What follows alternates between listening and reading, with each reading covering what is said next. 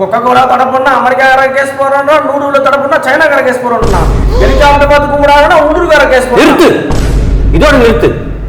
உன் நடிப்பு திறமையால எங்க லைஃப் ஸ்பாயில் ஆகுது. ஓடிடு. உன் மேல சிவியர் ஆக்ஷன் எடுக்க போறேன். சூப்பர் சார், நானும் ஒரு ஆக்ஷன் பண்ண நடிக்கணும் ரொம்ப நாளா ஆசை. நானும் ஜாக்கி சார் மாதிரி ஒரு ரோல் வருவேன். வர்ற கோத்த உன் என்ன பண்றதே தெரியல. அப்படி சுத்தாம